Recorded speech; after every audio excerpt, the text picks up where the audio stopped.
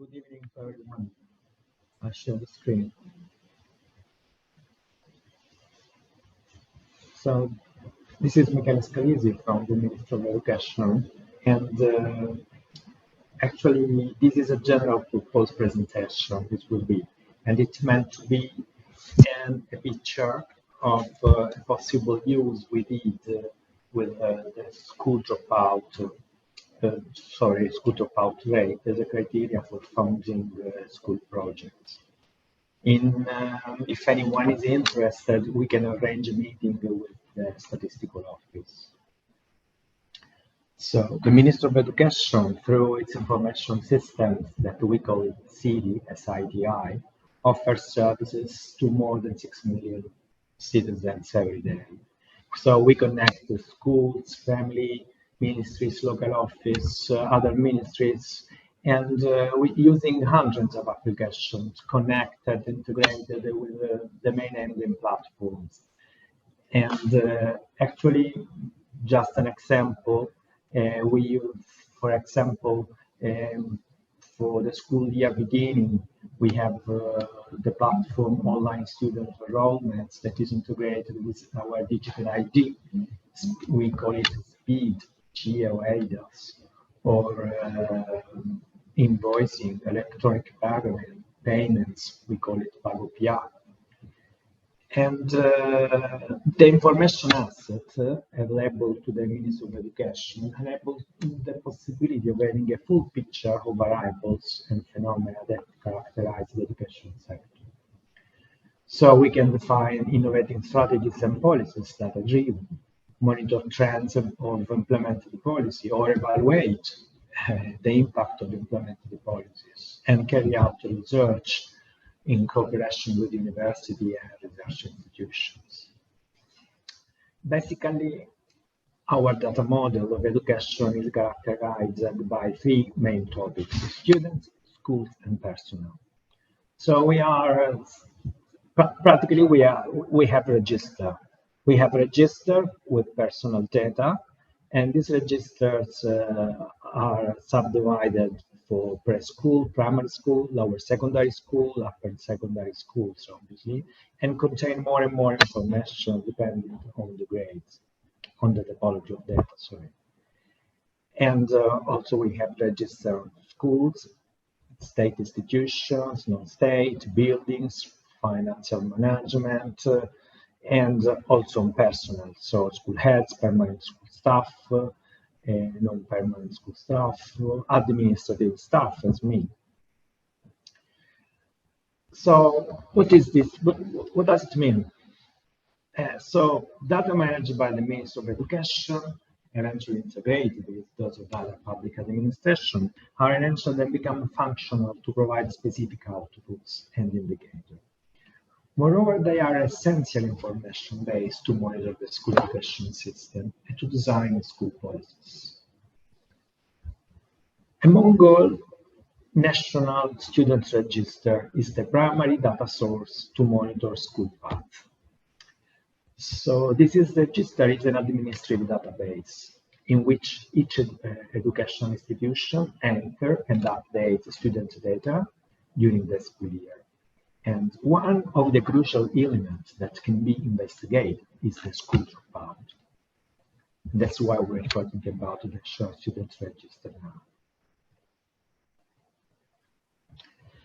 We know that European Union use for comparison reason or comparison purpose the early learning from education and training indicator referred to a person aged 18 to 24 who has completed at most lower secondary education and is not involved in further education training. But for national purpose, we need data processing from National Student Registry because we need an indicator that can be constantly updated every year, supervised, estimated at clinical level, even for each school. And unfortunately, this is not impossible with the EU indicator. So our national index is is not, we cannot use for comparison reason. We can use it only inside our nation. We're reporting the method we use. So our national indicator can be subdivided in the dropout rate during the school year. It means students who stop attending school without a valid reason during the school year and do not return the following reason. Or dropout rate between school years, students who have attended the whole school year and are not longer present in the National Student Registry the following school year. Or at least dropout rate between lower and upper secondary school. That is, students who have attended the lower secondary school and do not go to upper secondary school. Nor do they attend the lower secondary school again, nor do they enroll in vocational studies or adult education courses.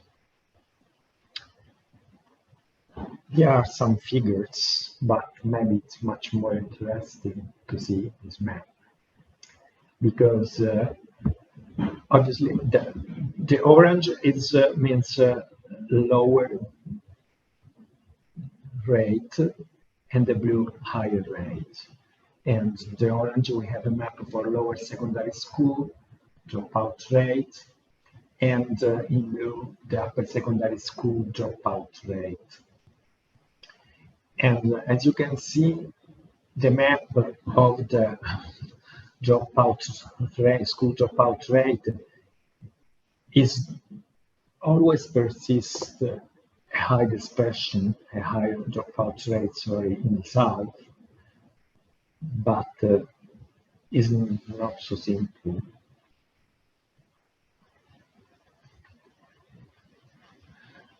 Students, what we can see that the dropout rate appears to be higher for male students than female peers. Also, dropout rate of foreign students is higher than that of Italian students, and also the student age dropout rate increase in the student age. Other figures, dropout rate appears to be higher for male students. Also, dropout increase with student age. And by citizens, dropout rate of foreign students born abroad is higher than Italian students' rates.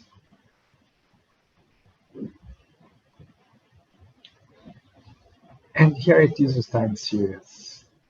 In the last 6 school years, there has been a decrease in the overall dropout rate, which has been in lower secondary school and the transition upper secondary school and in upper secondary school, just to have an idea. But what is interesting, it's what I want to show you, that the last undertaken policy to face educational poverty employed dropout rates to rank projects to be funded. And it's a decree of the Minister of Education of May 21. And with this decree is for financing educational initiative offered by your school to reduce educational poverty. And what is nice that we proposed projects were ranked according to an evaluation grid based on dropout rate during the school year by school. That is the only possibility we have, is to use our national dropout rate, basic skill from INVALSI index, also difficulties in accessing EU projects, social, economic and cultural advantage, and inland areas. And this is the geographical distribution of the initiatives. Not only the south, where we could imagine, also in the north, but maybe in Lombardia we have a high number of people born abroad, pupils born abroad, sorry. And now, just a video.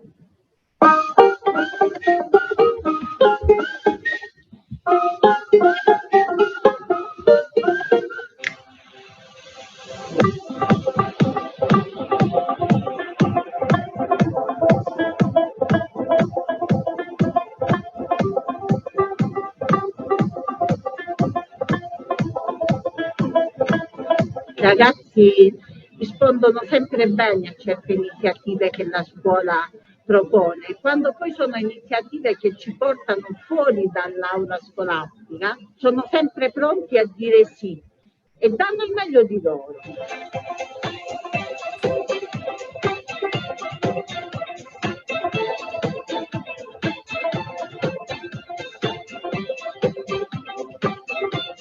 Ho imparato molte cose sul mondo della ristorazione che prima non conoscevo.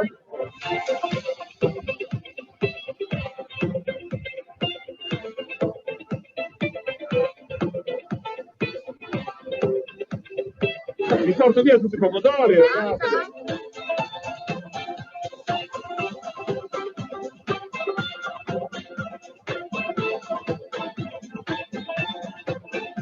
Il piano scuola estate rappresenta per tutte le scuole, compresa la nostra, una grande opportunità.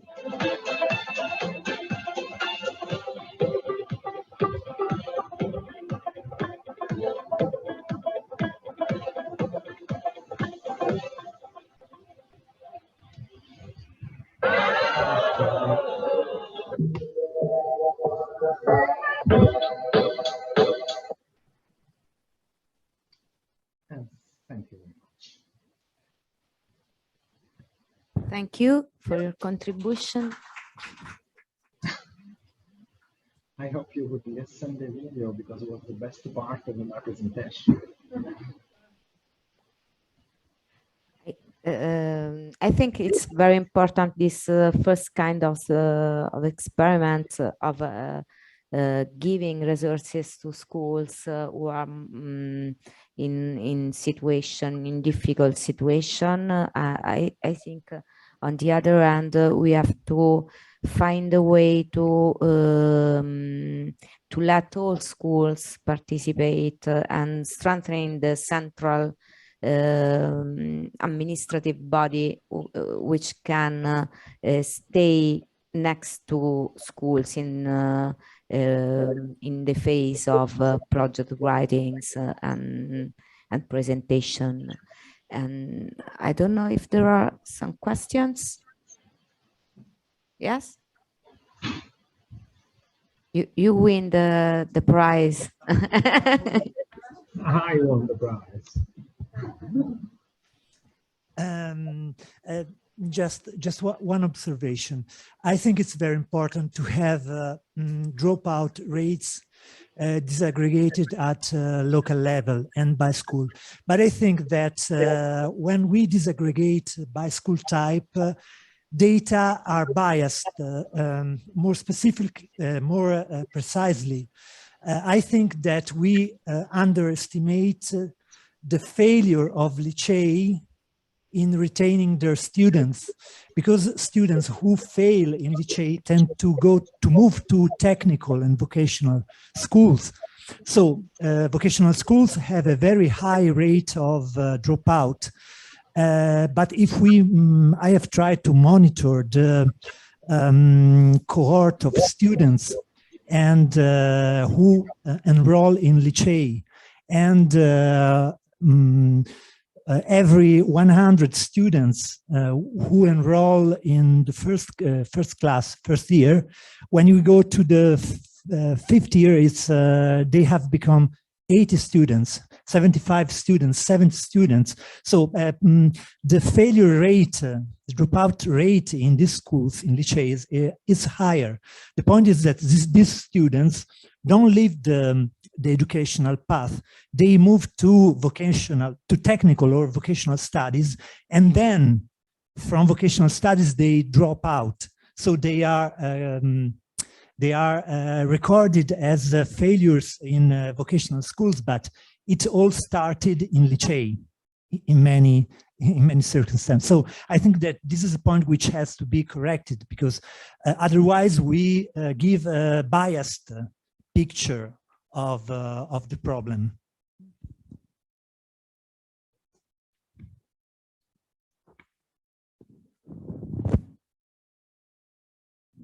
You want to say something, Mrs. Scalisi?